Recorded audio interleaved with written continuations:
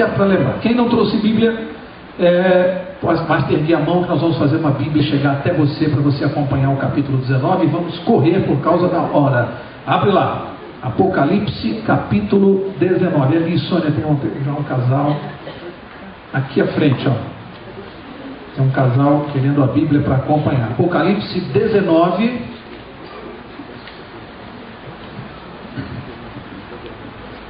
Ok, chegou aí? Vamos lá, vamos ler o verso 1. Apocalipse 19, verso 1. Diz assim: depois destas coisas, ouvi no céu como que uma grande voz de numerosa multidão que dizia: Aleluia! A salvação e a glória e a honra e o poder pertencem ao nosso Deus. Verso 2: pois verdadeiros e justos são os seus juízos. Julgou a grande prostituta que havia corrompido a terra com a sua prostituição, e das mãos dela vingou o sangue dos seus servos. Verso 3: e outra vez clamaram: Aleluia! E a fumaça dela sobe para todo o sempre. E verso 4 diz: os 24 anciãos e os 4 seres viventes prostraram-se e adoraram a Deus que está assentado no trono, dizendo: Amém, Aleluia. Para aqui, eu quis ler esses 4 versos de uma vez, dando aqui um destaque que nessa leitura eu pronunciei 3 vezes a palavra Aleluia. Interessante aqui, numa rápida explicação, quando nós estudamos o capítulo 17 de Apocalipse, isso faz 2 quartas atrás, nós vimos ali que o capítulo falava sobre essa grande prostituta mencionada aqui. Nós já desvendamos a identidade dessa grande prostituta, também chamada de Babilônia, e vimos que ela, a prostituta do capítulo 17, é a mãe, e toda mãe tem filhos. Vimos, através do estudo, que esta grande prostituta, infelizmente, para nossa surpresa, quando estudamos a identidade dela, descobrimos que se trata de uma igreja. Uma igreja denominada na Bíblia de a grande prostituta. E eu jamais disse o nome da igreja aqui, apenas as características. E tenho certeza que quem tem estudado a Bíblia conosco sabe claramente de quem a Bíblia está falando, de que igreja. Sem que eu jamais tenha dito aqui, e vou continuar a não dizer. Mas todos os que estão estudando sabem. A grande prostituta que tem filhas. E vimos que essas filhas são igrejas que acabaram também deturpando a verdade de Deus. E para nossa surpresa descobrimos também, relacionando esse capítulo com o capítulo 13, aquela besta de 2 chifres, que se tratam de igrejas protestantes apostatadas, que se afastaram da verdade. Tudo isso forma o que a Bíblia chama de a Babilônia, ou seja, uma confusão de religiões com falsas doutrinas. É isso que você precisa guardar. Quando você está no Apocalipse e ouvir falar da Babilônia, o que é a Babilônia? Uma confusão de igrejas e de religiões pregando, com a Bíblia aberta na mão, pregando contra a palavra de Deus, ou seja, distorcendo a palavra de Deus. Esta é a grande Babilônia. No capítulo 17, relata esta Babilônia reinando sobre a terra. E quando nós nos lembramos de quem é a igreja, a grande mãe, você vê que de fato ela está reinando sobre a terra. Uma igreja muito rica, muito poderosa, segundo a Bíblia, assentada sobre muitas nações, né? Assentada sobre as águas, sobre muitas nações, muito rica, muito adornada de ouro, pedras preciosas, e tem por sede a cidade dos 7 montes. E você deve saber, se estudar um pouquinho, se for numa biblioteca, vai saber qual é a cidade da Europa, que é conhecida como a cidade das 7 colinas. E lá está a sede dessa igreja segundo a Bíblia. Bem, feito esse resumo, no capítulo 17, a Babilônia reinando. Chega no capítulo 18, o que a Bíblia ensinou para nós? Que Deus anuncia a queda da Babilônia, desmascara a Babilônia e anuncia a sua queda e a sua condenação definitiva. Fato que ainda vai ocorrer. Isso é profecia que vai ocorrer nos nossos dias. Nós vamos assistir isso, a queda e a condenação da grande Babilônia, porque segundo a Bíblia essa profecia está na iminência de ocorrer nos nossos dias. Chega agora no capítulo 19, a Bíblia começa a contar que a Babilônia caiu e está havendo uma festa no céu. Por isso que estão dizendo aleluia 3 vezes. 3 vezes. No capítulo passado, nós vimos os reis da terra, os mercadores, quem esteve aqui na quarta passada, pronunciando 3 vezes a palavra ai. Ai significa muito sofrimento, muita dor. Então eu quero chamar a atenção aqui para esse paralelo. Enquanto no céu 3 vezes é pronunciada a palavra aleluia, com os vitoriosos junto com Cristo no futuro, na terra 3 vezes a palavra ai é mencionada, denotando muito sofrimento e dor. É um paralelo. Muito sofrimento e dor vem pela frente para aqueles que estão lutando com Deus. Verso 5. Então saiu do trono uma voz que dizia: louvai o nosso Deus, vós todos os seus servos. Guarda bem essa palavra, hein? Servos, aqueles que servem a Deus. E vós que o temeis, assim pequenos como grandes. Temor aqui no sentido não de medo, mas no sentido de reverência, respeito. Todos aqueles que respeitam a Deus, têm reverência por Ele. Louvai o nome do nosso Deus. É o que está sendo cantado lá no céu. Verso 6 diz assim: também ouvi uma voz como a de uma grande multidão, como a voz de muitas águas, e como a voz de fortes trovões, que dizia, o que dizia? De novo a palavra, aleluia, 4ª vez, pois já reina o Senhor nosso Deus Todo-Poderoso. Por que começou a se gritar aleluia no céu, esse canto, nesse momento? Anunciou o quê? Pois já reina o nosso Deus. Quando isso estiver acontecendo aqui no céu, o que já aconteceu na terra? Já reina o nosso Deus. Jesus já voltou? Já voltou. Já reina o nosso Deus. Jesus já voltou. Por isso que no céu está tendo esse cântico. Jesus voltou segundo a promessa que Ele fez. Já reina. Já está na terra. A batalha aqui já foi vencida. Portanto, essa profecia é para um futuro próximo. Isso tudo vai acontecer. E foi dado em visão para João. E ele está relatando para nós aquilo que ele já viu acontecendo lá no céu. Ele está descrevendo, neste ponto da profecia, Jesus já reina. Já derrotou os seus inimigos na terra. Verso 7. Regozijemo-nos, ou em outra palavra, alegremo-nos, e exultemos, e demo-lhes glória, pois são chegadas o quê? As bodas do Cordeiro, e já a sua noiva se aprontou. A sua noiva se aprontou. No capítulo 21, nós vamos estudar daqui a 2 quartas-feiras, vamos descobrir lá a identidade dessa noiva. E o capítulo 21 diz que a noiva do Cordeiro, alguém sabe me dizer quem é? No capítulo 21 está descrito. Quem é? Não. No capítulo 21, a noiva do Cordeiro é a Nova Jerusalém.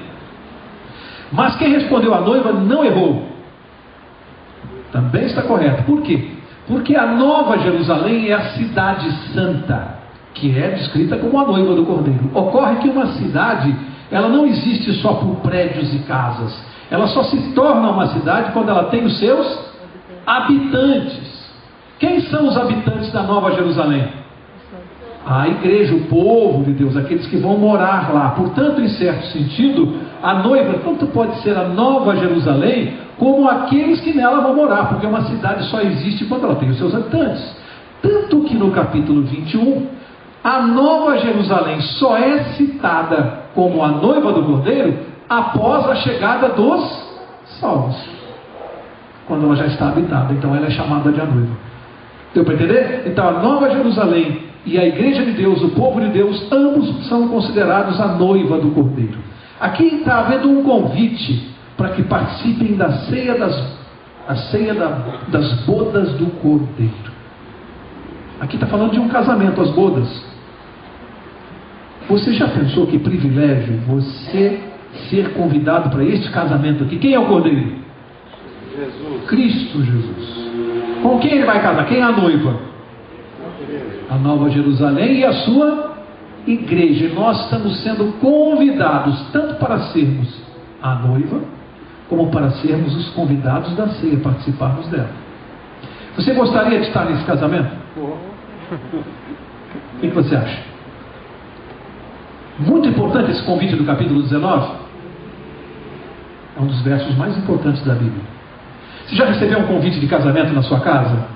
Aquele que vem com letras douradas, normalmente eles são feitos por pessoas que têm uma letra bonita, né? Pessoas fazem convites. Um dos últimos que eu recebi agora era maravilhoso. Cada vez se inventam convites mais bonitos de casamento, né? Mais diferentes e tal. Você que veio aqui essa noite acabou de receber no seu colo um convite para você estar na ceia das bodas do Cordeiro. E agora? Você vai ou não? Tem compromisso no dia?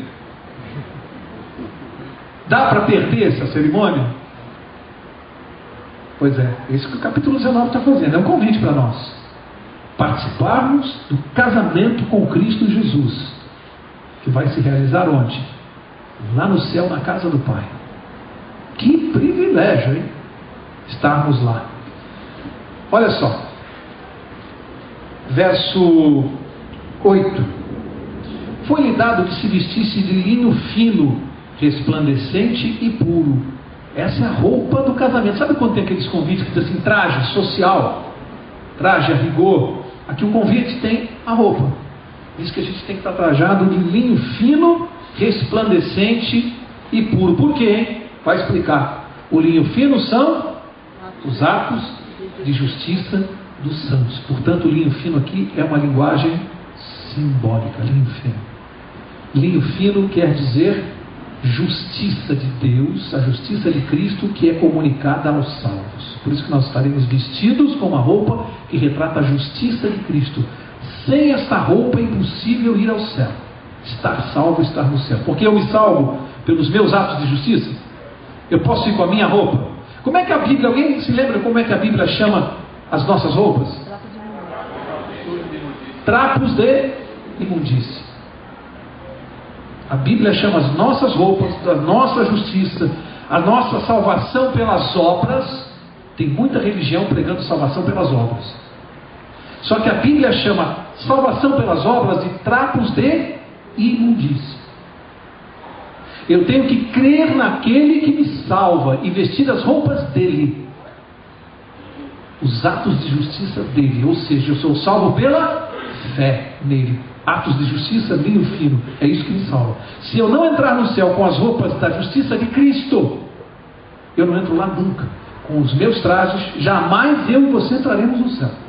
O que esse verso está dizendo? Ninguém é salvo pelas obras. Somos salvos pela fé em Jesus. É isso que esse verso está dizendo. Importantíssimo para nós entendermos essa questão da vestimenta aqui, que é muito séria. O que eu estou vestido?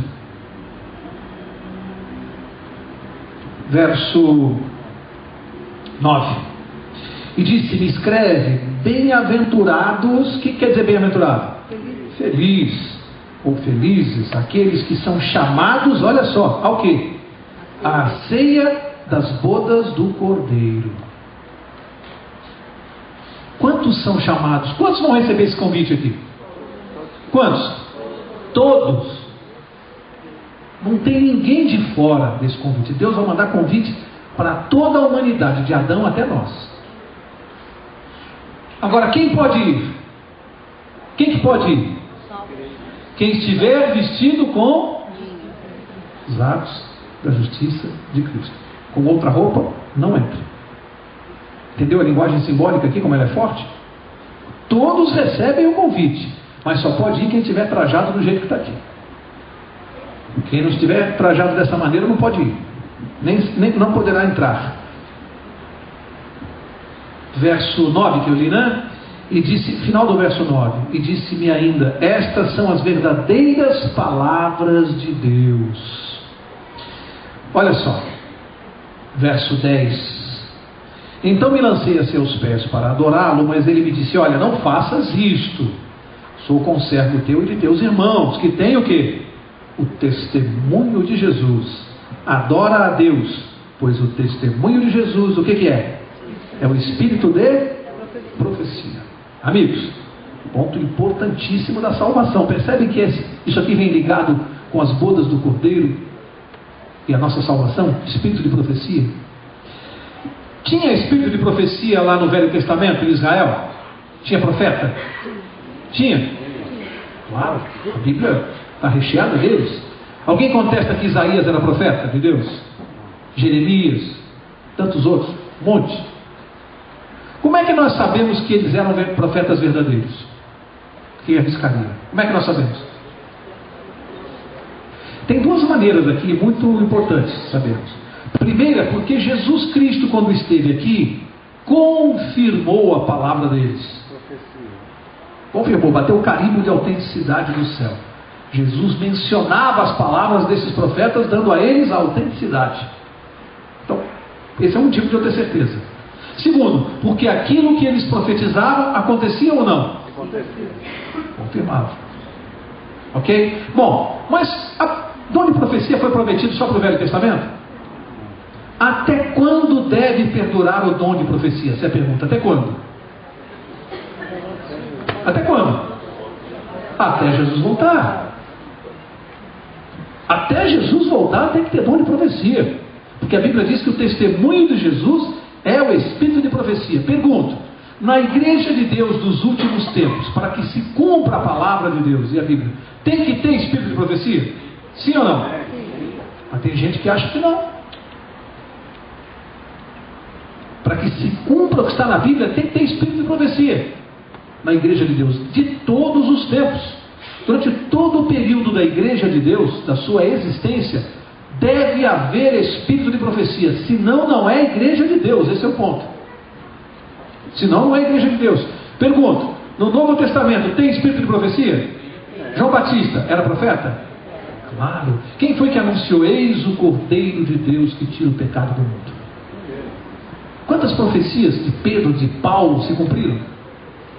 E eu pergunto hoje, tem que ter espírito de profecia na igreja? Tem que ter, né? Senão não é igreja de Deus. Tem que ter. Mas isso é um assunto que a gente pode se alongar mais num outro estudo, num outro dia. Verso 11. Verso 11 diz: viu o céu aberto e apareceu um cavalo branco. Seu cavaleiro chama-se Fiel e Verdadeiro, e julga e peleja com justiça. Aqui é uma cena simbólica. Quando fala que ele viu no céu um cavalo branco, por que é simbólico? Por que eu sei que é simbólico? Primeiro, no tempo de Cristo, no tempo de João, quando ele recebeu a visão, o que o cavalo branco simbolizava? Já estudamos isso aqui em outros estudos do Apocalipse, quando nós estudamos os 4 cavaleiros, lembra-se? O que o cavalo branco simbolizava? Alguém se lembra disso? Algumas quartas atrás. Simbolizava vitória. Cavalo branco no tempo era símbolo de vitória. Por quê? Porque os cavaleiros generais, quando ganhavam as batalhas, eles apareciam num cavalo branco. Era um símbolo de vitória, de triunfo.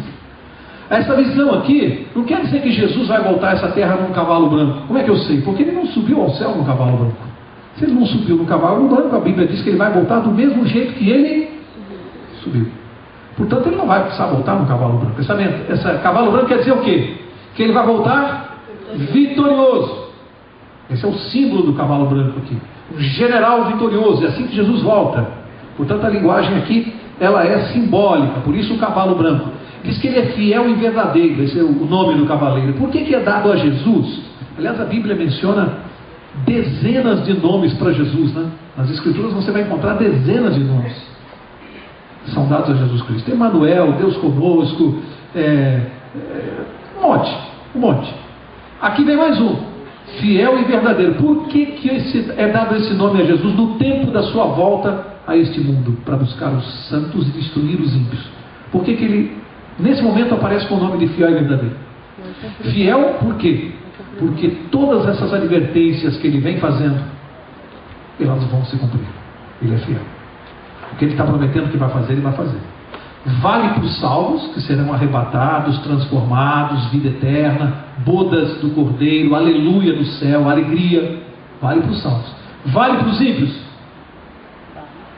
Sim ou não? Serão destruídos do jeito que ele falou?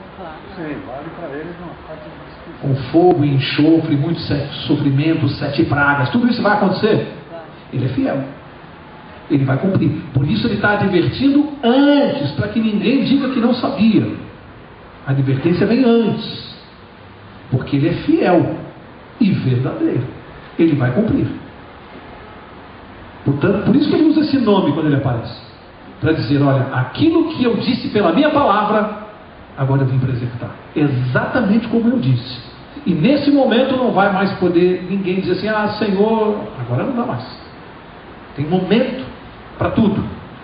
Verso 12: os seus olhos eram como chama de fogo, e sobre a sua cabeça havia muitos diademas. Ele tinha um nome escrito que ninguém sabia senão ele mesmo. Então vamos aqui: olhos como chama de fogo. Por que esse símbolo? Olhos como chama de fogo. Porque o olhar de Deus, a consciência divina, é mesmo como uma chama de fogo, porque ele consegue penetrar tudo no ser humano. A Bíblia diz que até as intenções do coração Deus consegue ver. Por isso os olhos são como chama de fogo, porque o fogo penetra tudo, né? Os olhos de Deus conseguem invadir a alma do ser humano, conseguem invadir a mente e o coração, conseguem descobrir os motivos do coração. Por isso os olhos dele são como chama de fogo, penetram tudo. Diz que ele tem diademas na cabeça. Por quê, hein? Por quê? Diadema é símbolo de quê? Coroa de diadema, símbolo de quê? Vitória, ganhador, vencedor. Vocês se lembram quando Jesus foi levado ao Calvário? Botaram na cabeça dele uma coroa de quê? De diademas? Ele vai reaparecer para os seus perseguidores, não como uma coroa de espinho como colocaram, mas vai reaparecer como uma coroa de diademas. Cuspiram nele, o xingaram. Quando ele reaparecer, você já imaginou? Quando perceberem claramente quem foi que eles mataram? Coroa de diademas, não mais de espinhos. Veja como os símbolos do Apocalipse são fortes. Como Jesus reaparece, a Bíblia vai descrevendo como ele vai reaparecer. Símbolos muito fortes. E diz aqui que ele terá um nome que só ele sabe neste momento da batalha. Porque quando Jesus reaparece aqui, é uma batalha definitiva contra o mal. Lembram-se? Os justos serão arrebatados e os ímpios destruídos pelo resplendor da sua vinda. Portanto, aqui é uma batalha, uma verdadeira guerra contra o mal. E nesse momento ele terá um nome que diz que só ele sabe. Esse nome não foi revelado para nós. O nome pelo qual Jesus terá neste momento aqui. A Bíblia diz que só ele sabe. Verso 13: ele estava vestido com um manto salpicado de sangue, e o nome pelo qual se chama aqui agora é o Verbo de Deus. Dois símbolos fortes aqui. Um manto salpicado de sangue. Por quê, hein?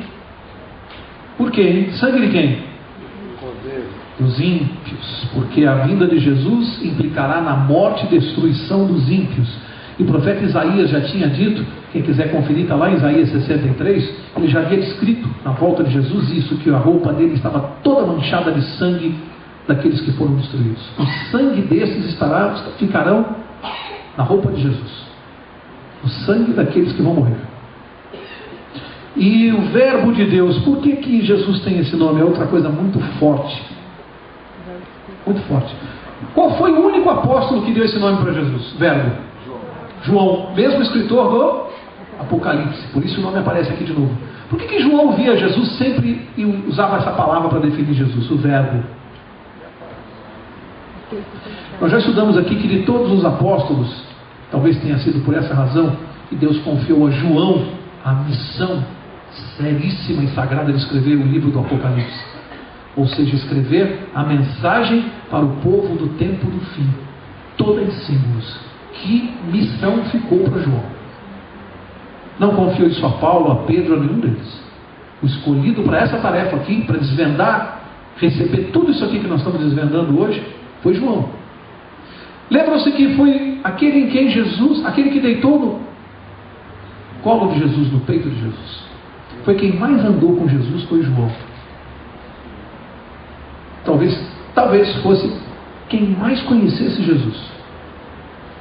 E ele, quando chama Jesus de o Verbo é a palavra. O Verbo é o amor de Deus em ação, né? É a palavra. Jesus tem a mente do Pai. Tudo aquilo que ele diz e faz é exatamente como se o Pai estivesse dizendo ou fazendo por intermédio da pessoa de Jesus. Ele tem a mesma mente do Pai. Quando ele é dito que ele é a palavra, toda a natureza, todo o caráter dele, o nosso caráter está revelado naquilo que nós fazemos e falamos. Jesus é a palavra de Deus porque Essa é exatamente a sua natureza, a do Pai, completamente Deus. Ele tem a mente de Deus. E João volta a dizer isso aqui, através da expressão verbo de Deus. Tem algum professor de português aqui? O que o verbo faz numa oração? Ele empresta o quê? Ação. Uma oração sem verbo não tem ação. Jesus, quando ele é chamado de verbo, ele está emprestando ação a alguma coisa. A Bíblia diz que Deus e Jesus são amor. Deus é amor. Portanto, quando ele é chamado de verbo, ele é o amor de Deus em ação. Não é um Deus que fica falando de amor lá no céu, falando bonito para nós. Ele veio aqui, desceu, veio aqui e agiu, demonstrou amor por nós. Por isso que ele é o verbo, ele é o amor de Deus em ação. Ele é o verbo de Deus. Verso 14 diz assim: seguiam-no os exércitos que estão no céu em cavalos brancos, linguagem simbólica, vestidos de linho fino, linguagem simbólica, mas já sabemos o que é. Percebem como os símbolos vão sendo desvendados? Por que eles estão vestidos de linhos finos que estão no céu? Porque estão cobertos com a justiça de Cristo. Por isso que eles estão vestidos de linho fino. Verso 15: da sua boca saía uma espada afiada para ferir com ela as nações. Ele as regerá com vara de ferro. Ele mesmo é o que pisa o lagar do vinho do furor e da ira do Deus Todo-Poderoso. Aqui tem 3 figuras, 3 símbolos de juízo. Por isso que Jesus Cristo vai voltar a esse mundo para executar um juízo. Quando ele reaparecer na sua segunda vinda, dentre tantas coisas que ele vem fazer, uma delas é nos buscar os salvos, mas ele também vem executar juízo. Contra quem? Contra os ímpios. E aqui tem 3 símbolos de juízo nesses 2 versos: espada afiada, um símbolo; vara de ferro, segundo símbolo de juízo; e terceiro, o lagar da ira de Deus. Por que são 3 símbolos? O que é a espada aguda afiada? Já estudamos aqui. O que é a espada, segundo a Bíblia, afiada? A palavra de Deus. Por isso que lá em Hebreus, Paulo diz que é uma espada afiada de 2 gumes, Velho e Novo Testamento. Aqui volta a falar na espada afiada, a palavra de Deus. E muitas vezes Cristo conversou com as pessoas. A palavra escrita é essa que nós temos aqui. E a palavra falada? Quem que usou? A palavra de Deus falada? Cristo Jesus, o próprio Deus falando. Eu pergunto, essa palavra aqui tem poder, a escrita? Tem poder? Oh. E a falada? Meu amigo. Meu amigo, você tem noção do que era a palavra de Deus, o próprio Cristo falada? O poder com que isso saía? Vocês lembram-se quando foram prender Jesus? Que perguntaram e ele disse, sou eu. O que aconteceu com as pessoas que estavam ali? Caíram ao ouvirem a palavra de Deus. A palavra de Deus pode matar os ímpios. Tem um poder incomensurável, só com a sua palavra. Era com a sua palavra que Deus dizia, haja luz e houve luz. Só com a palavra. Foi só com a palavra que Cristo falou para Lázaro, sai do túmulo, e ele saiu. Tem poder essa palavra? Manda na morte, manda na vida, manda na luz. Palavra. Você tem noção daqueles que andaram com Cristo e ouviram essa palavra? Recebiam poder? E nós temos poder quando pronunciamos as palavras que estão nesse livro? Sai poder da nossa boca quando nós lemos o que está aqui? Meu amigo, você não tem noção o que você faz com a palavra de Deus. Você não tem noção. Que você não dá mais. Deus tem que destruir o mal. O mal não poderá persistir. Eu já falei várias vezes, a ira de Deus é contra o pecado e não contra o pecador. O pecador só vai ser destruído porque ele não se desapega do pecado. Porque se ele soltasse do pecado, ele não seria destruído. O foco da ira é no pecado, não é no pecador. O foco da destruição é para o pecado. Agora, se você continuar agarrado com o pecado, você vai junto.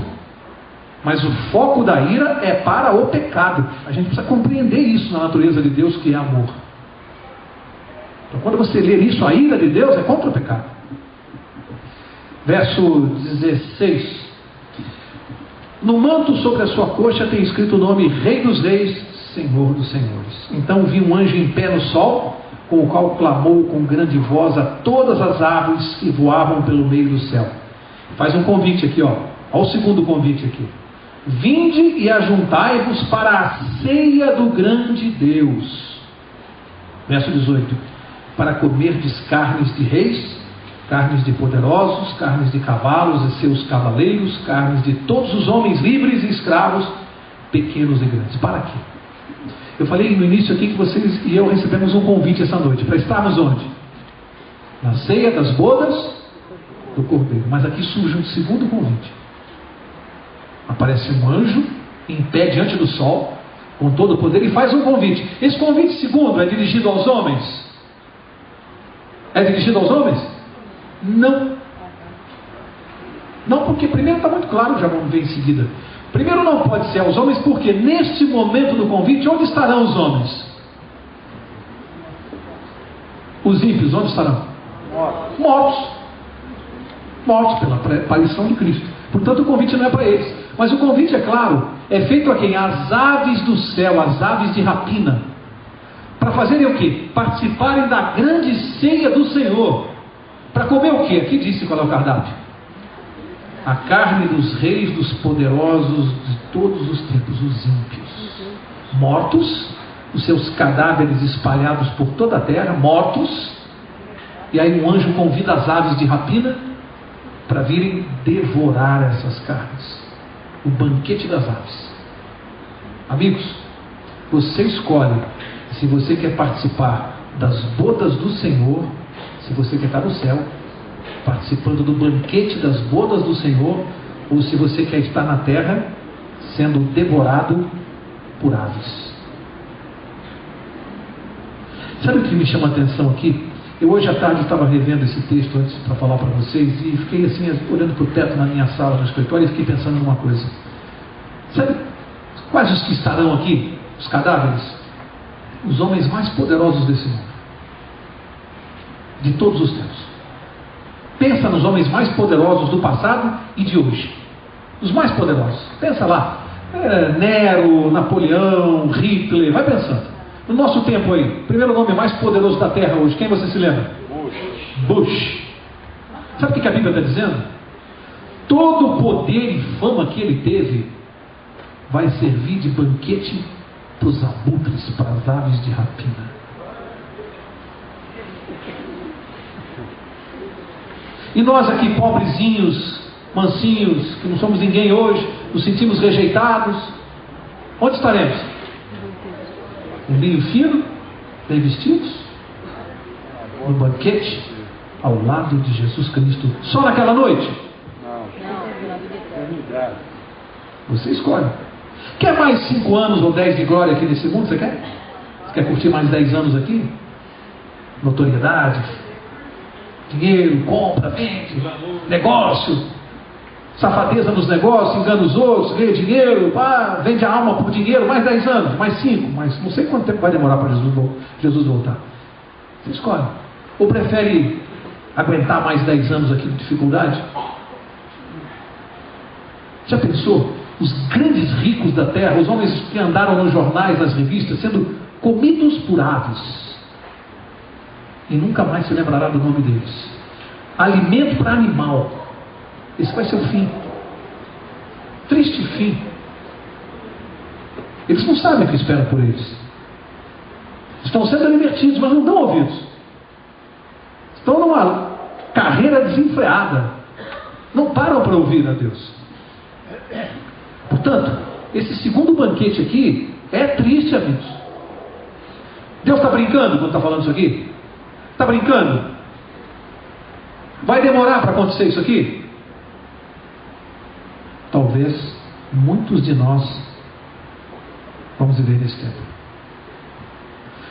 No céu estaremos cantando aleluia, aleluia, como disse aqui o verso. E na terra, os ais, os gemidos, a dor. O momento de escolher é agora, gente. A hora de tomar uma decisão na vida é agora. Quando você toma contato com uma mensagem dessa, não dá para ficar neutro. Você tem que fazer alguma coisa. Ou você aceita ou você rejeita. Não tem neutralidade aqui. Esse é o tipo da mensagem que não dá para ficar neutro. Ou você aceita a palavra de Deus ou você continua brincando com ele. Não tem neutralidade aqui. Deus não está brincando, por isso que ele aparece com o nome fiel e verdadeiro. Ele não está brincando. O tempo de advertência é agora. Para encerrar, verso 19.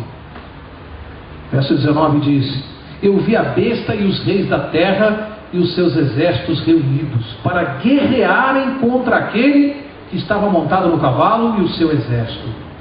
Olha, amigos, isso aqui é muito importante a gente entender. No momento em que Jesus está para aparecer, qual é a atitude da besta que a gente tem estudado aqui? Que nós já sabemos quem representa esse poder religioso. Qual é a atitude? Vai se converter? Diz que ele se junta com os reis da terra para fazer o quê? Guerrear contra quem? Contra quem? O Filho de Deus. Vai ser desmascarado ou não esse poder? Mas é tarde demais quando isso aqui acontecer. A decisão tem que ser tomada antes, porque a porta da graça já fechou aqui. Quando esse poder se revelar do jeito que ele é, claramente fechou a porta da graça. Você tem que acreditar agora, é pela fé. Você tem que crer hoje que isso vai acontecer e que Deus não está brincando. Se você esperar isso aqui acontecer para você tomar uma decisão, esqueça, porque a porta da graça já fechou. Vai ser desmascarado sim. Verso 20: a besta foi presa e com ela o falso profeta, que diante dela fizeram os sinais com que enganou os que receberam o sinal da besta e os que adoraram a sua imagem. Já estudamos tudo isso aqui, né? Não dá para repetir isso aqui essa noite para as visitas. Já estudamos, já sabemos quem é o falso profeta, qual é o sinal da besta, quem são aqueles que adoram a besta. Tudo isso aqui já é assunto velho para nós aqui. Já estudamos. Esses dois foram lançados vivos no lago de fogo que arde com enxofre. Quando é que isso aqui vai acontecer? Essa destruição de lançar a besta e o falso profeta no lago de fogo e enxofre. Quando é que vai acontecer? Você tem que vir aqui na próxima quarta-feira, que é o assunto da próxima quarta. Você vai saber quando é que isso aqui vai acontecer. Quarta-feira que vem, não perca. Você não ficar faltando essa informação aqui no estudo, tá? Na próxima quarta vai esclarecer o tempo em que a besta e o falso profeta serão lançados no lago de fogo e enxofre. Verso 21, que é o último verso. Os demais foram mortos pela espada que saía da boca do cavaleiro, e todas as aves se fartavam das suas carnes. Diz que os demais, quem são os demais? Se a besta e o falso profeta já sabemos. E os demais? São os ímpios de toda a natureza. Os que seguem tudo aquilo que desagrada a Deus. Foram mortos pelo quê? O que diz no verso 21? Pelo que eles foram mortos? Pela espada, pela palavra. Significa o seguinte: aquele que hoje recebe a palavra de Deus e não a aceita, ou fica questionando com Deus, fica brincando com Deus, fica se sentindo mais esperto do que Deus, será morto pela palavra. Sábado passado o pastor Marcelo pregou aqui um belo sermão. Quem não veio perdeu. Ele falou uma coisa aqui que eu marquei, dentre tantas coisas que o pastor Marcelo fala e eu marco. Mas uma coisa interessante que ele falou assim, num determinado momento, ele usou como exemplo da lei de Deus, ele usou a questão do sábado. Ele disse: você quer ver uma pessoa sincera e uma pessoa que não é sincera com Deus? Aquele que é sincero, quando ele lê lá que é mandamento, lembra-te do sábado para o guardar. A pessoa que é sincera, ele vai e guarda. Com dificuldade muitas vezes. Às vezes tem problema de emprego, de trabalho, tanta coisa. Ninguém está dizendo que é fácil. Mas o sincero vai lá e guarda, não discute. A pessoa que não é sincera, ela fica assim: ah, mas aí se mudou o calendário, não é, pastor? Ah, mas como é que eu vou saber se o sábado de hoje é no sábado de Israel? Já mudou tantas vezes o calendário. Percebe a pessoa que não quer guardar o que ela faz? Você percebe? Ele fica tentando encontrar meios para ser mais esperto do que Deus. Em vez de ser simples e ir lá e guardar o sábado. Que dia é o sábado hoje? O sábado é agora, está aqui. Daqui a 2 dias, 3 é o sábado. Guarda o sábado. Não, mas e se o sábado de Israel caía no outro dia? Ele não guarda por isso. Ou então o cara fala assim: bom, e o bombeiro? Como é que faz o bombeiro? O bombeiro então ele não trabalha no sábado? E a polícia? Ao invés de ele guardar o sábado, ele começa com subterfúgios. Esses serão mortos pela palavra de Deus, porque estão brincando com Deus. As advertências, nós estamos aqui há 6 meses lendo o Apocalipse, advertência sobre advertência. Que desculpa terão essas pessoas? Que desculpa terão? Não é momento de brincar. Deus não está brincando. Portanto, para encerrar, o último verso não é de Apocalipse. Para encerrar essa noite, em vez de contar uma historinha como eu sempre conto, eu vou ler um verso fortíssimo, porque eu e você queremos estar nas bodas do Cordeiro. Eu perguntei aqui no início da aula, quem vai estar lá? Já dei uma resposta: aqueles que estiverem vestidos de linho fino da justiça de Deus. Se você não tiver com esse traje que está no convite, você não vai entrar. Mas Jesus falou mais uma coisa para estar lá. Abre lá, Mateus capítulo 5. Jesus deu mais uma condição para estar lá, nas bodas do Cordeiro. Mateus capítulo 5, um verso tão simples, amigos, tão simples, mas que diz tanto. Aparentemente pode ser que ele pareça muito genérico, mas ele é tão importante. Mateus 5, olha o que Jesus falou no verso 5. Mateus 5:5, ele disse assim no Sermão da Montanha: bem-aventurados quem? Os mansos. Por quê, hein? Porque o que acontecerá com eles? Herdarão o céu e a terra. Os mansos. Portanto, para eu estar nas bodas do Cordeiro, eu tenho que estar vestido de linho fino, salvação pela fé em Jesus, os atos da justiça dele e não das minhas obras. E eu tenho que ser o quê? Manso. E alguém vai dizer: peraí, Mauro, mas o que quer dizer isso? Manso? Ué, manso? Ah, amigo, quer dizer muita coisa. Quem que é manso? Quem que é manso? Deixa a Bíblia responder. Você está em Mateus 5? Mateus 11. Vamos ver quem que é manso. Mateus 11. Jesus vai responder quem é manso. Verso 28. 11, 28. Ele diz assim, para encerrar, estou acabando. Ele disse: vinde a mim todos os que estáis cansados e sobrecarregados, e eu vos aliviarei. Tomai sobre vós o meu jugo e aprendei de mim, porque sou manso e humilde de coração, e encontrareis descanso para as vossas almas. Amigos, esse verso aqui ele é fantástico pelo que ele quer dizer. Não sei quantos sabem aqui, e eu tive que aprender isso. Não sei quantos sabem, Jesus usava muitas expressões do tempo dele.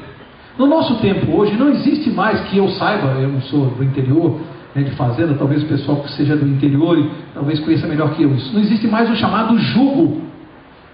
Ele fala aqui, ó: vinde a mim todos os que estáis cansados e sobrecarregados, eu vos aliviarei. Tomai sobre vós o meu jugo. O que é jugo? Eu fui aprender isso, o negócio, a canga. Eu sou paulistano, nasci na cidade de São Paulo e sempre vivi em São Paulo, na capital, nunca vivi no interior. Mas eu aprendi que no interior tem um negócio interessante. Tem o boi, aquele antigo, o boi velho, já acostumado, que recebe aquele jugo, a canga, né, que é colocada aqui no pescoço para ele andar. Ele vai andando com aquele jugo, aquela canga pesada. Aí quando chega o boi novinho, novilho, você manda ele andar, ele é muito esperto, ele é arisco, ele não aceita o jugo. Você quer colocar aquilo no pescoço dele, ele esperneia, ele não aceita. E ele quer andar no ritmo dele. Aí o que o fazendeiro faz? Ele põe aquele jugo com 2 buracos assim no pescoço, né? Um ele prende no pescoço do boi mais velho, que tem aquele ritmo correto, já está acostumado. E põe o outro no pescoço do novinho. O que acontece? Os 2 presos pelo pescoço têm que andar juntos. O que acontece? Aquele que é mais exaltado e não aceita, esperneia, ele não tem como sair dali. Ele tem que aceitar o quê? O jugo. Ele tem que aceitar o jugo. Ele tem que ficar o quê? Manso. É assim que se amansa o bicho. Amansa o boi. Põe o jugo nele. Quando Jesus falou assim: tomai sobre vós o meu jugo, o que ele está falando para mim, Mauro Braga? Eu vou te amansar. Você é muito arisco. Aí a gente começa a tomar estudo bíblico. Quando a gente chega cheio de cultura, né? Ah, eu tenho diploma universitário, eu sou muito inteligente, eu sou esperto. Pô, já tenho 52 anos, já vivi um pouco. vai ser aquele pessoal ali de crente que vai me ensinar alguma coisa da vida. Aí a gente começa a receber aquelas informações bíblicas, aí não quer aceitar o jugo, né? Esperneia. Não aceita o jugo. Aí vem o crente, né? Calma, manso. Vai botando o jugo de Cristo. E você começa a assimilar a informação, tem que guardar o sábado, tem que devolver o dízimo, e tem que receber o jugo aqui e vai andando com o outro, né, que já está acostumado na fé. Depois de algum tempo, o que acontece? Aquele que é arisco, o que aconteceu? Aceitou o jugo. É isso que Jesus está falando. Aceita o meu jugo e você vai ficar manso e humilde como eu. Você quer estar nas bodas do Cordeiro? Aceita o jugo. Jesus vai te amansar. Não é a igreja que te amansa, não é o pastor que te amansa, não sou eu que te amanso. É Jesus. Está botando o jugo no seu pescoço. Está pesando um pouquinho? Tem gente que está sentindo pesado um pouco, né? É o jugo. É, amigo. Você não sabia quando entrou aqui, né? Tu ia sair com o jugo no pescoço. É o jugo, não tem jeito. Mas você quer morar no céu? Aceita o jugo. Quanto antes melhor, você vai sofrer menos. Quanto mais você brigar com Jesus, mais você vai sofrer. Não tem jeito. Para entrar no céu, você tem que colocar o jugo e entrar com ele. Porque quem é o que está do teu lado? Nada mais, nada menos do que Jesus Cristo.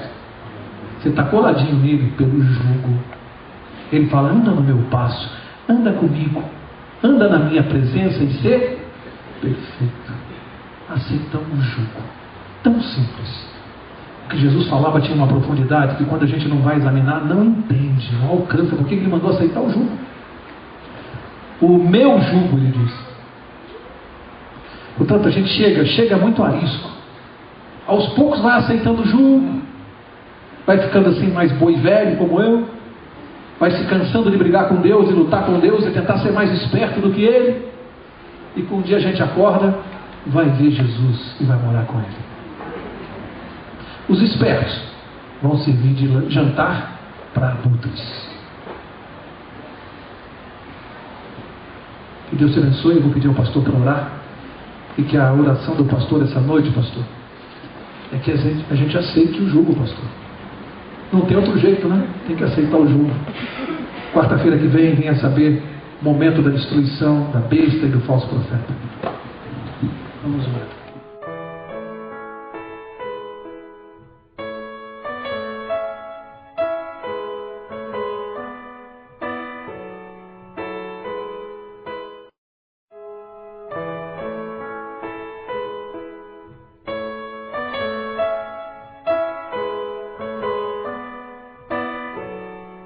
Quem quiser acompanhar o estudo dessa noite e não trouxe a Bíblia, basta erguer a mão, temos Bíblias lá atrás e nós vamos fazer uma Bíblia chegar até você, tá bom? Só erguer a mão, quem quiser a Bíblia, aqui à frente, olha, ali também, e nós vamos fazer a Bíblia chegar.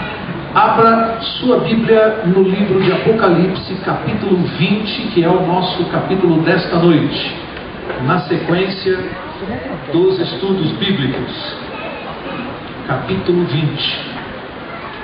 Enquanto vocês procuram aí, eu vou fazer mais uma vez uma ressalva que tenho feito aqui praticamente quase todas as quartas-feiras. Eu sempre digo isso, que nós estamos estudando o livro do Apocalipse, e eu sou leigo, eu não sou pastor, né? Eu sou advogado, essa é a minha profissão.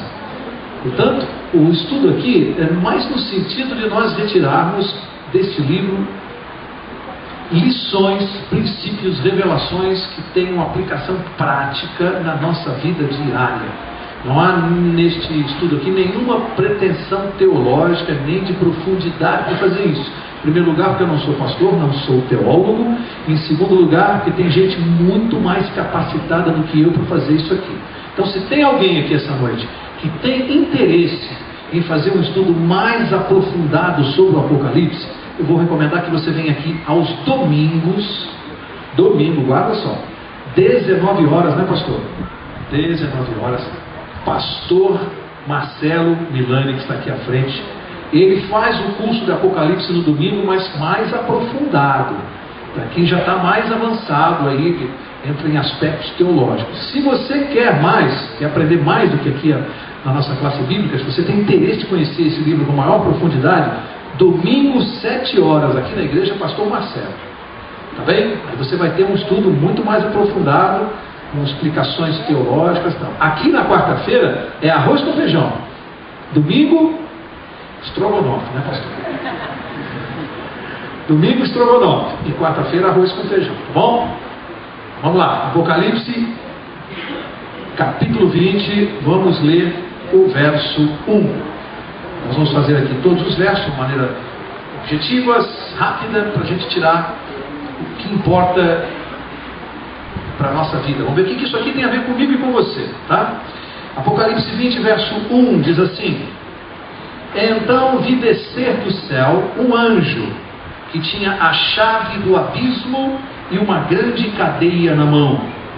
Verso 2: Ele prendeu o dragão, a antiga serpente, que é o diabo e Satanás, e o amarrou por quanto tempo? 1000 anos. Verso 3: Lançou-o, quer dizer, o diabo, né, no abismo, e ali o encerrou e selou sobre ele para que não enganasse mais as nações, até que os 1000 anos se completassem. Depois disso, é necessário que seja solto por um pouco de tempo. E para aqui, e vamos analisar um pouquinho agora esses 3 versos que tem muita informação importante para nós. Diz que um anjo, lembre-se que isto aqui é sequência do que nós estamos estudando. Vocês perceberam que os capítulos, os últimos agora, vem vindo numa sequência, não é? As pragas, depois a meretriz da grande Babilônia governando sobre o mundo, depois vem no capítulo 18 a queda da grande Babilônia, a condenação da Babilônia, e assim a gente vem vindo até que chega aqui no capítulo 20 e nós vamos entrar num período de 1000 anos. Nós vamos ver hoje quando ele começa, quando ele termina. A Bíblia vai dar aqui algumas informações, tá? E diz que quando chega nesse período, um anjo desce do céu. O que ele tem na mão? Verso 1 diz: o que ele traz na mão? Chave do abismo e uma grande cadeia, ou em algumas traduções, uma corrente. E o que ele vai fazer com essa corrente? Prendeu o dragão, a antiga serpente, que é o diabo e o Satanás, e o amarrou por 1000 anos. Já estudamos aqui várias vezes que praticamente toda a linguagem do Apocalipse, praticamente toda, ela é literal ou é simbólica? Simbólica, tá? Já ficou claro isso, a gente vem repetindo isso aqui desde o início do curso. Portanto, aqui estamos mais uma vez diante de uma linguagem simbólica, porque o diabo, nós sabemos, ele é um ser espiritual, ele é um anjo. Você acha que é possível pegar uma corrente e amarrar as mãos de um anjo para ele ficar preso? É possível isso? Não é possível. Portanto, aqui é uma linguagem simbólica. Então, como é que a gente entende essa prisão, essa corrente que prende? Quando isso acontecer, vamos recapitular. Jesus já voltou? Sim ou não? Já voltou. O que aconteceu na volta de Jesus? Nós já estudamos. Para quem não veio, isso aqui é só uma recapitulação. O que aconteceu quando Jesus voltou? Os justos, onde estão com a volta de Jesus? São transformados, corpo imortal, e são trasladados junto com Jesus para o céu. São arrebatados, tá? E os ímpios? O que acontece com os ímpios que estão vivos? Já estudamos. Os vivos, ímpios vivos, Jesus vem aparecendo. O que acontece com eles? São fulminados pela glória da presença de Cristo. Já estudamos isso. A presença de Jesus no céu, a glória fulmina o pecador. O pecador não pode estar diante de Deus. Os ímpios são mortos e vão ficar na sepultura junto com os ímpios que já estavam mortos. O que acontece com eles aí? Nada. Por 1000 anos eles vão permanecer na sepultura. Portanto, os ímpios na sepultura e os justos no céu. Quem ficou aqui na terra? Quem ficou? Somente Satanás e os anjos maus. Somente. Então por que ele está preso? Qual é o trabalho de Satanás aqui na terra hoje? Qual é a dedicação? Qual é o maior prazer que ele tem? Enganar as nações, disse aqui o verso. Quem é que ele utiliza para fazer isso? Quem ele utiliza para enganar as nações? Quem ele utiliza? Os seres humanos. Gente, presta atenção nisso. Satanás, os instrumentos de Satanás são os seres humanos. São as pessoas que ele usa. Portanto, se não houver mais pessoas na Terra, ele não tem a quem usar, ele não tem o que fazer. Então, é mais ou menos o seguinte: você contrata um pintor para pintar a sua casa. O pintor está lá pintando a fachada da sua casa, cai um temporal. Aí você chega em casa, pega o pintor sentado na varanda, sem fazer nada. E ele diz assim: ó, hoje eu não pude pintar porque eu estou de mãos atadas. Ele está amarrado? Ele está de mãos atadas pelas circunstâncias. Então essa cadeia, essa corrente é uma cadeia de circunstâncias. Não tem ninguém para ele tentar, para ele enganar, então o diabo não tem o que fazer. É uma prisão porque não tem o que fazer. Está correntado, está de mãos atadas, ele não tem ninguém para enganar. Deu para entender? Essa linguagem aqui é simbólica. Ou seja, imagina que castigo para ele, né? Ele que se deleita em enganar e prejudicar a vida das pessoas e destruir a vida das pessoas, não terá nenhum ser humano aqui para que ele possa se deleitar em fazer isso. Portanto, ele está literalmente ou simbolicamente amarrado, está com as mãos atadas. Durante 1000 anos ele está privado de tentar o ser humano destruir a vida das pessoas. É para ele um castigo. Impressionante ou interessante que estes 1000 anos eles começam com 2 eventos. O verso 1 falou: no início, Satanás é preso. Quando Jesus volta, dispara um reloginho. Guarda isso. Quando Jesus aparecer em glória, dispara um reloginho do tempo, e aí você começa a contar os 1000 anos da vinda de Cristo e daqueles eventos que nós já estudamos, né? O arrebatamento dos justos, a morte dos ímpios, e aí esse aqui é um outro sinal: a prisão de Satanás. É logo no início do milênio. Quando é que termina o milênio? Os 1000 anos. O que acontece no final dos 1000 anos? Satanás é solto. No início do milênio ele é preso, passam-se 1000 anos e no final dos 1000 anos ele é solto. Tá? Isso nós vamos ver lá no verso 7, um pouquinho mais à frente. Outra pergunta, a gente que fica em dúvida disso aqui: este período de 1000 anos aqui, ele é simbólico ou literal? O período aqui é literal. Dá para entender claramente pelo contexto, pelo contexto, que aqui ele é literal. São 10 séculos mesmo, 1000 anos mesmo, que não é um período simbólico. Tá certo? Vamos ler outra coisa. Disse que ele traz na mão a chave do abismo. Que abismo é esse? O que é esse abismo no qual Satanás ficará preso? Diz que ele vai ficar preso no abismo. Que abismo é esse? A própria terra. Querem ver? Aqui a gente não chuta não. Marca essa página aqui do Apocalipse 20, que nós vamos voltar nela. Vai lá para o Velho Testamento, Jeremias, capítulo 4. Um profeta, viveu lá no Velho Testamento, muitos séculos antes de Cristo. Ele já falava, Deus já revelou para ele esse evento aqui do milênio, tanto que ele descreveu dessa maneira aqui, Jeremias capítulo 4. Jeremias capítulo 4, olha como é que ele predisse isso séculos antes de Jesus. Antes de Jesus vir a este mundo, um profeta de Deus já havia visto esse estado em que a terra vai ficar durante o milênio. Ele escreveu a partir do verso 23. Ele diz assim: observei a terra e vi que estava como? Assolada e vazia. Em algumas traduções vem sem forma e vazia. Guarda isso. Guarda isso. Ele observou a terra e viu a terra sem forma e vazia. Também os céus não tinham a sua luz. Agora pula para o verso 26. Diz assim: vi também que a terra fértil era um deserto. Todas as suas cidades estavam derrubadas diante do Senhor, diante do furor da sua ira. Só lembrando que esse evento aqui da destruição total da terra, essa visão que ele tem, que começa o milênio, é exatamente a 7ª praga. Lembra-se que quando cai a 7ª praga, o que acontece? A terra é destruída com um grande terremoto. E aqui o profeta viu, ele usou a expressão: a terra é sem forma e vazia. E eu, estudando de uma coisa interessante aqui.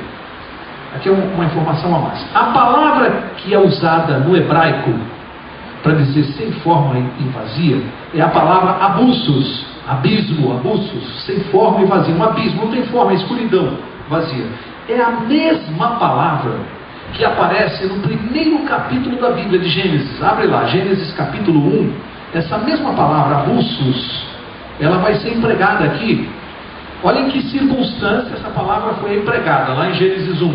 A palavra abusos, abismo, sem forma e vazia. Gênesis 1 diz assim: no princípio criou Deus os céus e a terra. Verso 2: a terra era sem forma e vazia, havia trevas sobre a face do abismo, e o Espírito de Deus pairava sobre a face das águas. Para aqui um pouquinho, agora nós vamos abrir um parênteses aqui no nosso estudo e vamos viajar um pouquinho. Isso é uma coisa que eu me permiti pensar assim. Eu gostaria que você acompanhasse o meu raciocínio nessa questão. Alguém se lembra como é que Satanás, qual era a grande pretensão dele quando ele foi expulso do céu? O que ele queria ser? Semelhante ao Altíssimo. Isaías 14:14. Ele queria ser semelhante ao Altíssimo. Essa foi a grande pretensão dele que originou a sua expulsão do céu. Ele queria ser como Deus.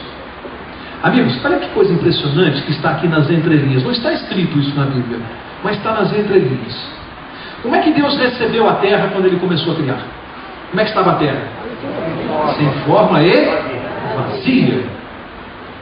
Trevas, escuridão total. Assim é que Deus, a matéria-prima que ele pegou foi essa: abismo, terra sem forma e vazia. Em 7 dias literais, o que ele fez? Tudo isso, na verdade, ele fez em 6 dias literais. Na verdade, no 7º ele descansou e abençoou. Em 6 dias literais, Deus fez tudo o que existe: céu, terra, mar, águas, peixes, tudo, em 6 dias literais, pegando a terra sem forma e vazia. Agora, no início do milênio, a terra volta a ficar sem forma e vazia. Volta. Quem ficou nela, nesse estado? Satanás e os seus anjos. Agora, raciocina comigo que coisa interessante no mundo espiritual. Eu me permito pensar na seguinte situação. Imagine um confronto pessoal e direto entre Deus e Satanás nesse momento aqui. Imagine Deus dizendo para Satanás: escuta, você não quer ser como eu? Você não enganou as pessoas dizendo que você era como Deus? Você não tinha uma proposta para as pessoas? Você não tinha uma plataforma de governo? Então nós vamos fazer um trato aqui. Você vai pegar a terra do jeito que eu peguei, sem forma e vazia. Eu vou te dar uma oportunidade de você mostrar aos anjos que você enganou e a todos os seres. Uma oportunidade de você ser como eu, como Deus. Pega a terra do jeito que eu criei. Eu não vou te dar 6 dias literais. Eu vou te dar 1000 anos para você fazer o que eu fiz. Pode começar. Não é legal? 1000 anos. Mostra que você pode ser como eu. Mostra para os anjos, para todos os seres inteligentes e criados, o seu poder. O tipo de governo que você tinha. Isso aqui não está escrito na Bíblia, tá? Vou deixar isso claro. Isso para mim está nas entrelinhas. Isso aqui para mim está muito claro. Um desafio. Porque ele fica na terra sem forma e vazia, e ele, se quisesse, se tivesse poderes, ele poderia reconstruí-la. Ele não quer ser como Deus? Por que não faz? Para começar, por que ele não cria vida? Para começar, fecha parênteses, vamos parar de viajar e volta lá para Apocalipse capítulo 20, que aqui a gente viajou um pouquinho, só para tirar uma lição espiritual para nós. Apocalipse capítulo 20, volta lá agora para o verso 4. Verso 4, Apocalipse 20, deixa eu chegar nele aqui. Apocalipse 20, verso 4 diz assim: vi também tronos, e os que se assentavam sobre eles, foi-lhes dado o poder de fazer o quê? Julgar, o poder de julgar aos que estavam lá nos tronos. E vi as almas daqueles que foram degolados por causa do testemunho de Jesus e pela palavra de Deus, e que não adoraram a besta nem a sua imagem, e não receberam o sinal na testa nem nas mãos. Reviveram e reinaram com Cristo durante 1000 anos. Para aqui, que aqui tem mais uma informação importante. Nós estudamos que os justos, quando Jesus aparece, a sua segunda vinda, o que aconteceu com eles? Vamos repetir: transformados e arrebatados. Aí chega aqui nessa cena, no verso 4, diz o que é que eles estão fazendo lá no céu. Eles vão ficar lá por 1000 anos tocando harpa? Cantando, é isso? Pode até tocar harpa, pode até cantar, mas a atividade principal não vai ser essa não, porque a Bíblia está dizendo aqui o que eles vão fazer. O que eles estão fazendo lá no céu durante 1000 anos? Deu-lhes o poder de julgar. Julgar o quê? Que julgamento é esse? A Bíblia ajuda. Marca de novo a página aqui. Vai lá em 1 Coríntios. Paulo vai ajudar aqui.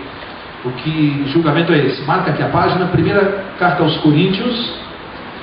Primeira carta aos Coríntios, capítulo 6. E Paulo vai dar aqui uma dica para nós. O que eles vão julgar? 1 Coríntios 6. 6, verso 2. Primeira carta aos Coríntios 6, 2. E Paulo começa com uma pergunta. Ele diz assim: não sabeis vós que os santos, portanto os salvos, hão de julgar o mundo? Uma pergunta. E aí verso 3: não sabeis vós que havemos de julgar os anjos? Quem estará em julgamento então durante esses 1000 anos? É só a gente pensar um pouquinho. Só pensar um pouquinho. Quando Jesus voltar aqui, já foram julgados os justos e os ímpios? Sim ou não? Sim ou não? Estou vendo gente em dúvida. Tem que ter havido um julgamento anterior, porque senão como é que Jesus vem aqui já levar arrebatados os justos e deixar os ímpios mortos, se antes dele vir isso já não tivesse decidido no céu quem é justo e quem é ímpio? Concorda? Tem que haver um julgamento anterior. Nós já estudamos aqui quando começou esse julgamento. Lembra-se na profecia lá de Daniel, capítulos 8 e 9? Já estudamos. Alguém lembra a data que se iniciou esse julgamento lá no céu? 1844. Portanto, esse julgamento que a gente chama de investigativo lá no céu, ele já está ocorrendo agora. Nós estamos aqui na igreja e está havendo um julgamento lá no céu. Portanto, quando terminar esse julgamento, o que Jesus faz? Ele vem aqui anunciar a sentença, leva os justos e deixa os ímpios, ok? Esse julgamento já está ocorrendo. Mas a Bíblia diz agora que vai haver um julgamento durante o milênio. É o julgamento dos santos, dos justos? Não pode ser, porque esses já estão lá e estão participando de um outro julgamento. Então não é o julgamento dos santos. Então é o julgamento de quem? É o julgamento dos ímpios? Estou vendo gente em dúvida. Sim ou não? Estou ouvindo assim dizendo: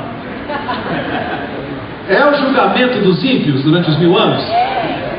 Gente, estou vendo uma dificuldade, mas é legal isso, é bom para a gente pensar, ok? Vamos raciocinar. Mas os ímpios já não foram julgados para Jesus vir aqui? Já não sabe quem é ímpio? Então está julgando os ímpios? Não está julgando os ímpios. Esse julgamento já ocorreu. Quem é ímpio e quem é santo já foi definido quando Jesus voltou. Então o que os santos estão julgando, gente? Os anjos? Será? Opa! Na verdade, a resposta do Valmir está certa. Ele falou a justiça de Deus. A resposta dele está certa. Na verdade, não é que nós estamos julgando a justiça de Deus. É o seguinte: imagine, os santos estão lá no céu. Chegaram. Você chega depois da festa, falou com Jesus, conversou com todo mundo, viu Adão, viu Eva. Eu tenho uma curiosidade de conversar com Paulo, depois de falar com Jesus, né? E aí, você vai procurar quem no céu? Aliás, antes de falar com Paulo, eu vou procurar antes de falar com Paulo. Quem que você vai procurar no céu? Sua família ou não? Ah, você não vai procurar sua família? Você vai procurar sua família. E aí, infelizmente, nós vamos dar falta de algumas pessoas. Vamos ou não vamos? Você vai ficar feliz? Você vai ficar feliz? Vai ficar triste, não vai? E Deus quer alguém triste durante a eternidade? Existe um paraíso de tristeza durante a... Então o que Deus tem que fazer?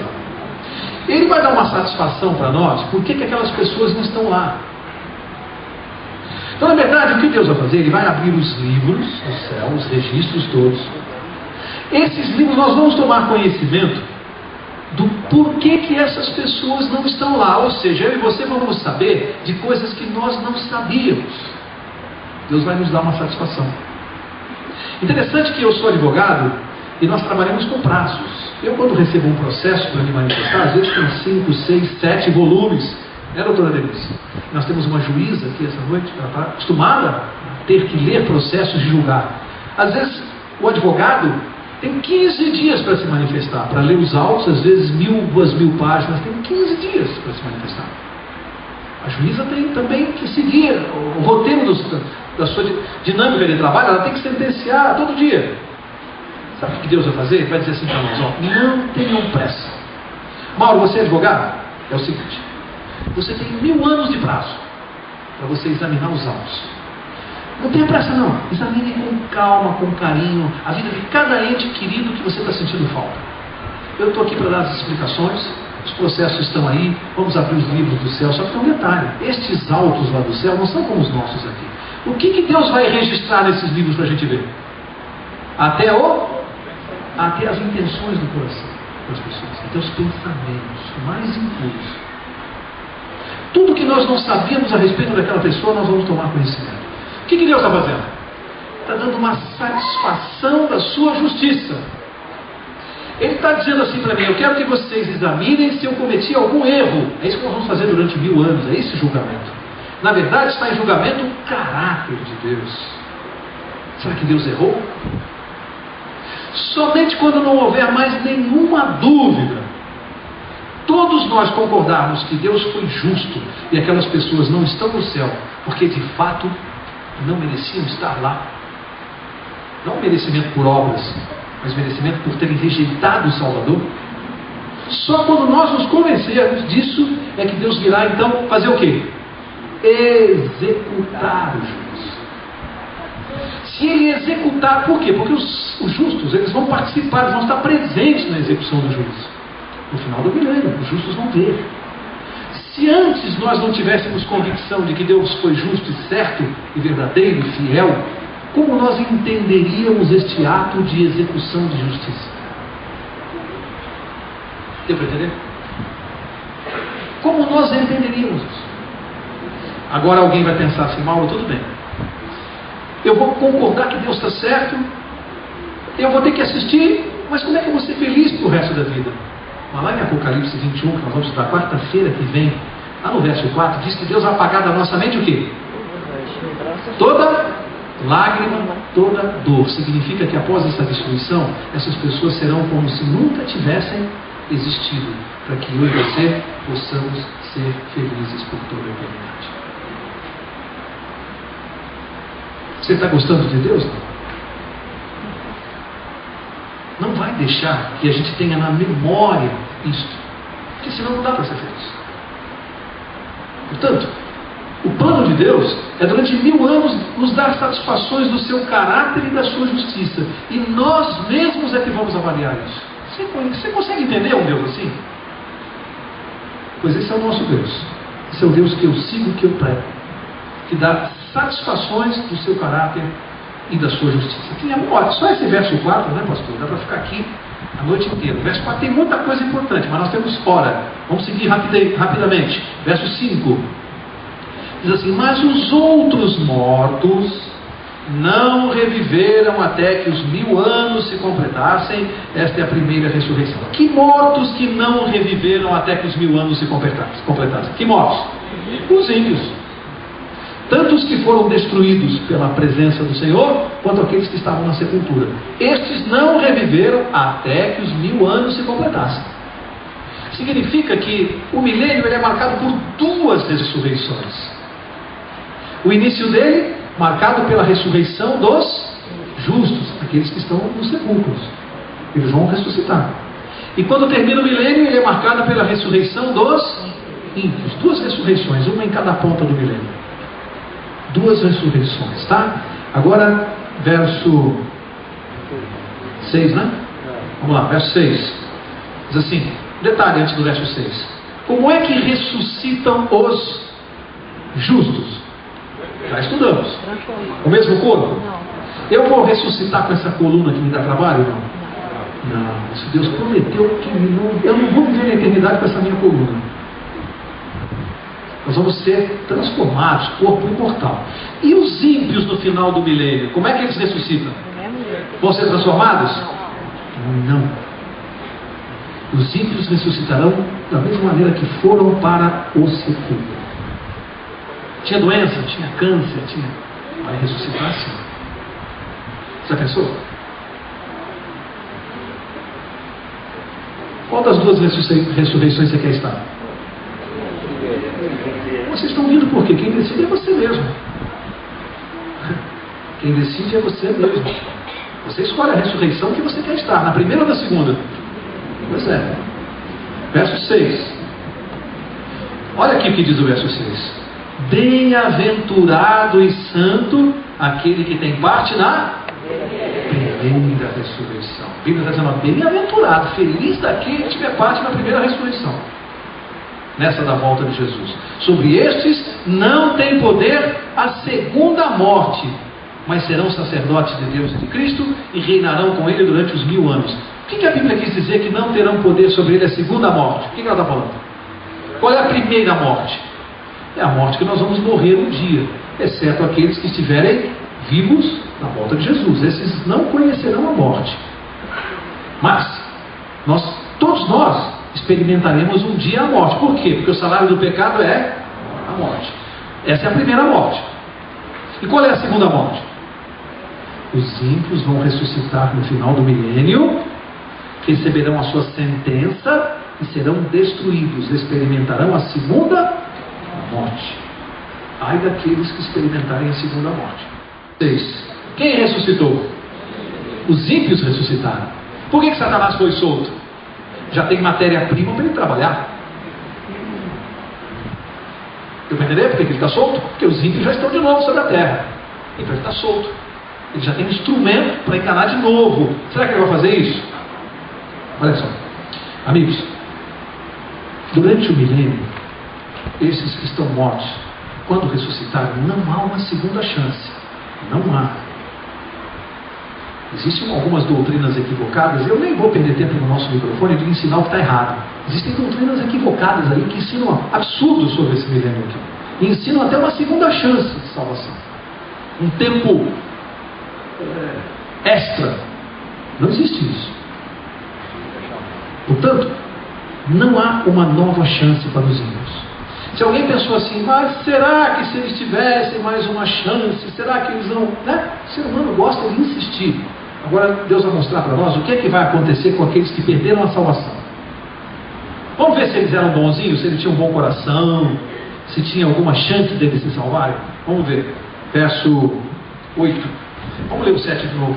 Quando se completarem os 1000 anos, Satanás será solto da sua prisão e sairá a enganar as nações que estão nos 4 cantos da terra, Gog e Magog, cujo número é como a areia do mar, a fim de ajuntá-los para a batalha. É um detalhe, Gog e Magog.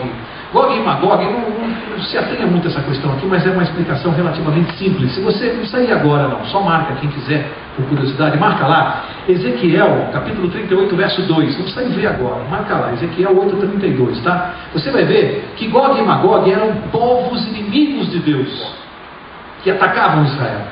Simbolicamente, esses povos são citados aqui para representar todos os inimigos de Deus de todas as eras, de todos os tempos. Porque eram povos inimigos de Deus no tempo de Israel. O profeta Ezequiel fala isso, lá no 38:2, tá? Tanto Gog e Magog. Tem gente que pergunta, o que quer dizer Gog e Magog?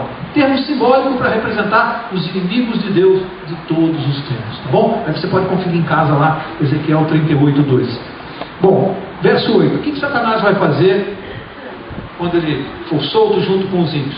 Sairá a enganar as nações que estão nos 4 cantos da terra. E diz que o número dessas pessoas é como a areia do mar. Amigo, tenta imaginar ressuscitarem ao mesmo tempo, Nero, Hitler, tudo isso que não prestou desde Adão, tudo junto na terra. É legal? Você gostaria de estar vivendo aqui nesse período? Você acha legal? O que Satanás faz? É um general. Ele vai ficar feliz, vão se abraçar com Satanás. Opa, que bom revê-los, como estão amigos. E aí, será que eles se arrependeram? Diz que eles vão se ajuntar para uma batalha. 1000 anos na sepultura, ressuscitam, vão se ajuntar para uma batalha. Aí você pensa assim, bom, o que eles vão atacar? Que batalha é essa? Vamos ver? Vamos ver? Verso 9. Subiram sobre a largura da terra, cercaram o arraial dos santos e a cidade querida, mas desceu o fogo do céu e os consumiu. Que cidade que eles vão atacar?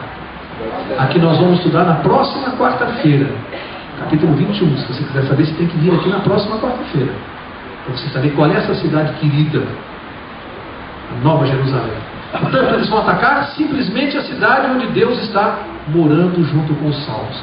Nós, essas pessoas, talvez, quem sabe, alguns parentes nossos no meio deles, vão tentar atacar a cidade onde Deus está e nós estamos dentro. Tem salvação para eles?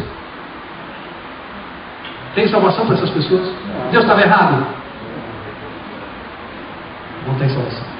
Você pode dar mais 1.000, mais 2.000, mais 5.000 anos, não há salvação para essas pessoas.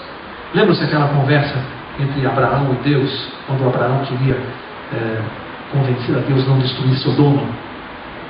E ele começou com aquela conversa: Senhor, mas se tiver 40 justos? Ele estava preocupado com 40 pessoas, Abraão? Ele estava preocupado? Ele estava preocupado com 30?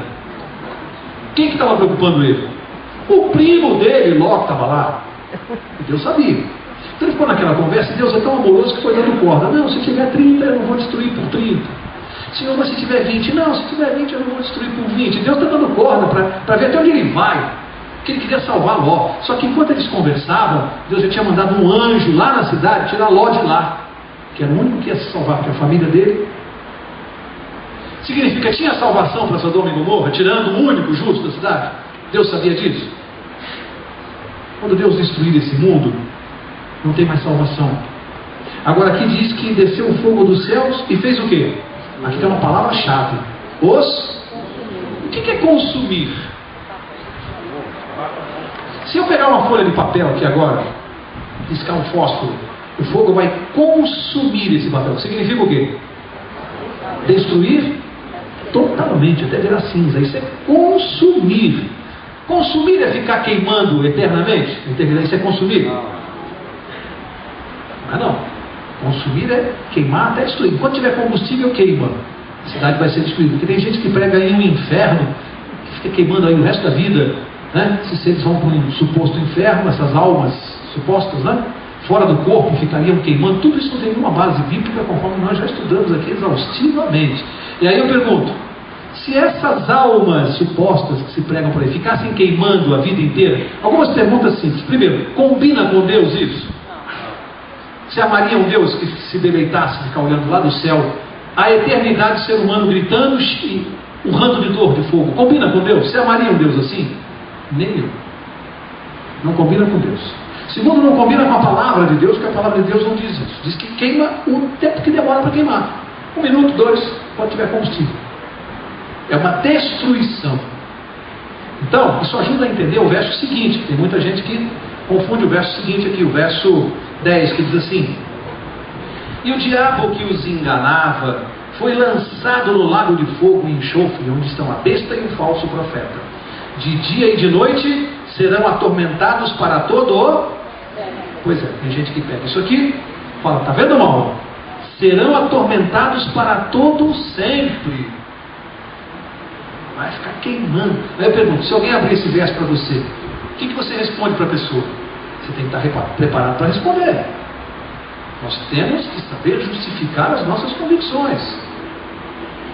Péssimo testemunho para o cristianismo é quando você não sabe justificar as suas convicções. Nós temos que conhecer a palavra de Deus para ter resposta a essas pessoas. Se alguém te perguntar: vai ficar queimando para todo sempre, isso aqui é inferno, o que você responde? Como que você explica? Primeiro você tem que dar um estudo mostrando para a pessoa o que é alma, se existe fora do corpo, se não existe, o que acontece após a morte. São vários versos, né? Não é um verso isolado.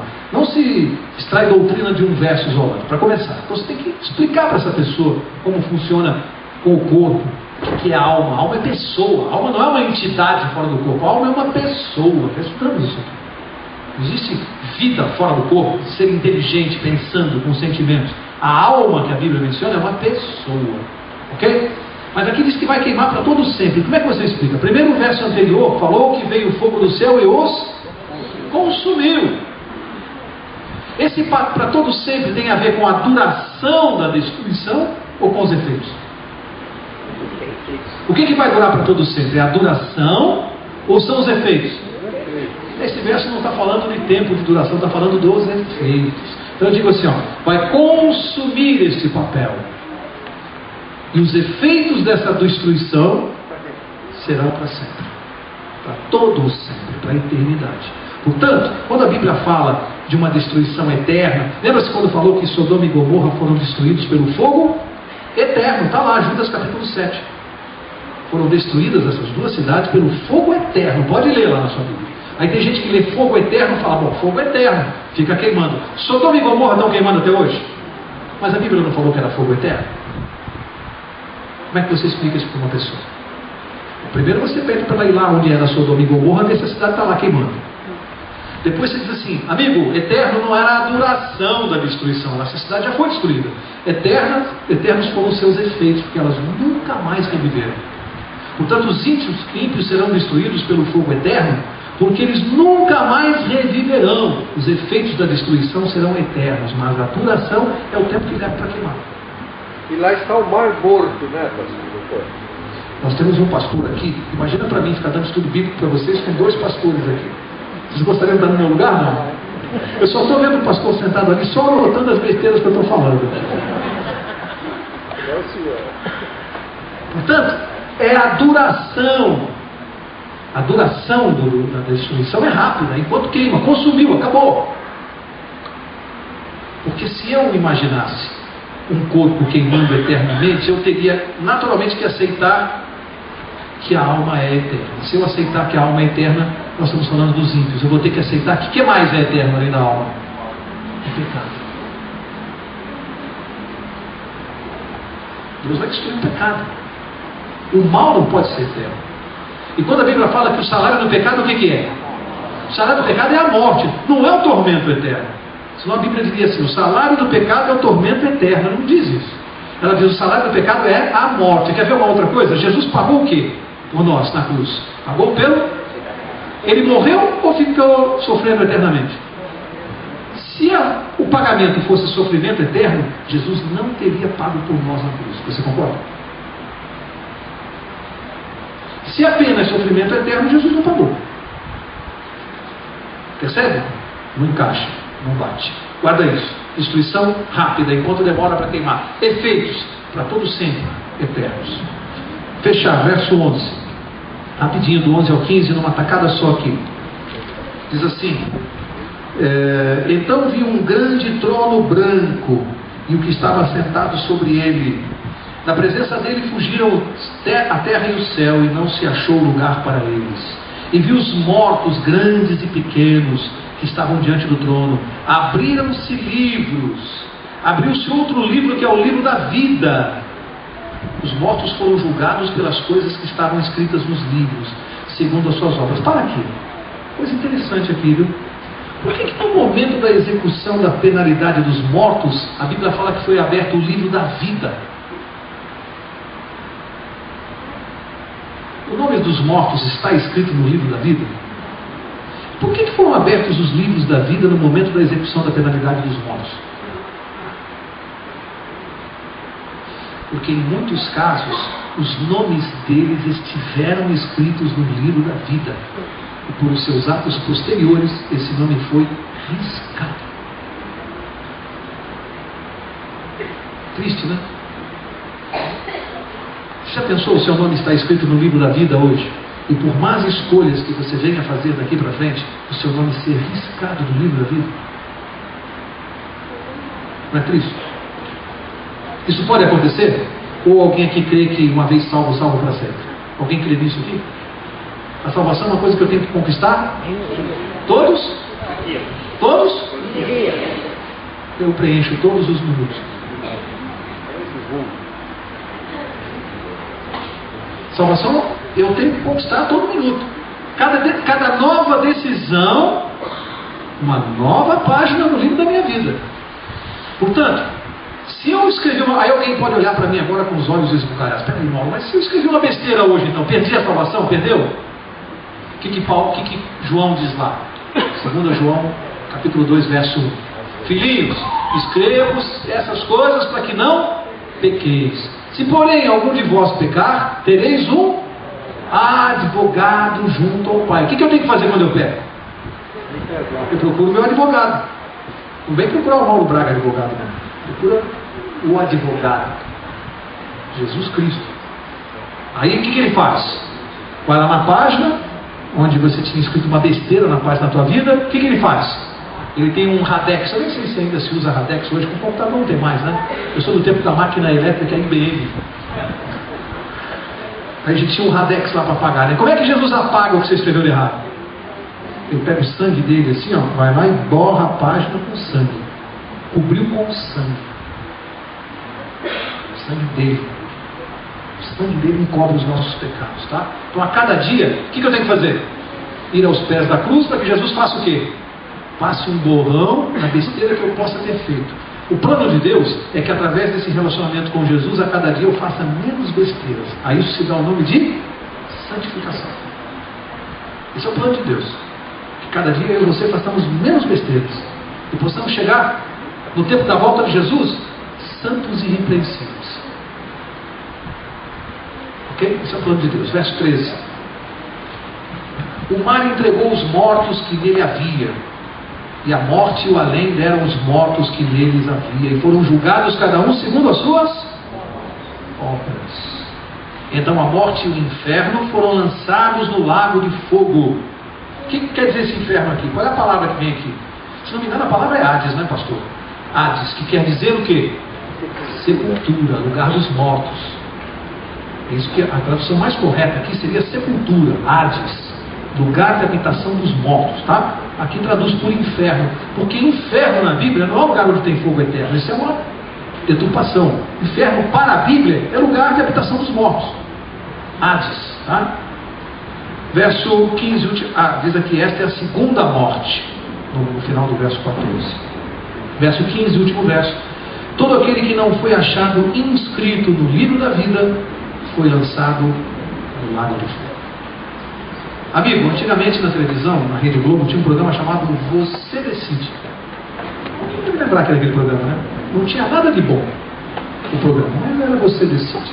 Aqui essa noite, para todos nós, é Você Decide. Você quer estar na primeira ou na segunda ressurreição? Você decide. A escolha é totalmente sua. E nós estamos vivendo num momento muito próximo disso aqui. Mas as profecias, você vem acompanhando os estudos aqui, vocês viram que nós estamos à beira da volta de Jesus. Esse evento aqui não é uma coisa que você tem que pensar assim para o futuro. Isso é uma coisa iminente. As escolhas que nós temos que fazer já. Não dá mais tempo. Jesus está voltando. E ninguém pode brincar com a vida eterna. Para encerrar, a mãe estava na cozinha fazendo o almoço. E o garoto estava brincando lá no quarto. De repente ele aparece na cozinha, a mãe entrega uma folha de papel que ele tinha arrancado do caderno, e ele tinha escrito assim na folha: arrumar o quarto, R$2. Jogar o lixo fora, R$2. Tirar a roupa suja do banheiro, R$3. Lavar o quintal, R$2. Estou relacionando. No final deu assim, R$16. Então na mão da mãe. A mãe ficou olhando aquilo, leu, olhou para o garoto, abriu a gaveta da cozinha assim, pegou um lápis, virou o papel e escreveu assim: gravidez de 9 meses, de graça. Cuidar de você 1 semana no hospital com pneumonia, de graça. Levar você para a escola, de graça. Te dar remédio, de graça. Colocar você para dormir, de graça. Fazer você parar de chorar, de graça. Fiz uma lista enorme, tudo de graça. E devolveu uma folha para o menino. O menino leu aquilo, perdeu as esperanças de receber, foi caminhando para o quarto, ficou lá uns 5 minutos pensando, meditando no que ele tinha feito e dito, né? Voltou para a cozinha, escreveu embaixo dos R$16 que a mãe supostamente deveria, ele escreveu embaixo assim: totalmente pago. Vocês sabem que alguns de nós, às vezes, apresentamos uma conta para Deus? Às vezes nós gostamos de cobrar as nossas obras, né? E quando nos ajoelhamos em oração, é como se nós estivéssemos cobrando os 16 reais de Deus. Aí Deus responde assim, ele vira o papel e responde assim da nossa oração, né? Ele responde: cuidar de você, de graça. Pedir que você seja assaltado, de graça. Te dar alimento, de graça. Roupa, de graça. Emprego, de graça. Salvação, e aí a gente sai com aquela cara de bobo, né? De graça. Só perde a salvação quem quiser, porque é de graça. Se Deus cobrasse 15 milhões de reais pela salvação, imagina, quantos poderiam se salvar? Poucos, né? 5 mil já é muito dinheiro para muita gente. Mas aceitar Jesus de graça ainda é demais para muita gente. Que pena. Que pena que aceitar Jesus de graça ainda é demais. Tem gente que está pensando. Tem gente que está analisando. Espero que não seja o caso de nenhum de nós aqui essa noite. Espero que nós possamos compreender que esse assunto aqui não é brincadeira, é um assunto muito sério, é eminente, nos envolve a nossa vida, a vida dos nossos familiares. Deus não está brincando. Ele fez tudo para nos salvar. É preciso que eu e você percamos o que Ele nos deu de graça. Está totalmente pago. Eu vou pedir ao pastor Marcelo para encerrar com a oração. Quarta-feira que vem, capítulo 21. Você quer saber onde nós vamos morar na eternidade? Quando a gente vai sair de férias para viajar, e alguns contratam aqueles pacotes turísticos, né? E você pela internet pede para a agência te mandar os portfólios, você quer ver onde você vai ficar, como é que é o hotel e tal. Você quer saber onde você vai morar na eternidade? Quarta-feira que vem aqui que nós vamos ver, vamos receber os portfólios do céu, tá? É um e-mail que Deus vai passar para nós, e você e eu vamos saber onde nós vamos morar. Como é que é esse lugar? Vem aqui quarta-feira que vem para nós estudarmos juntos.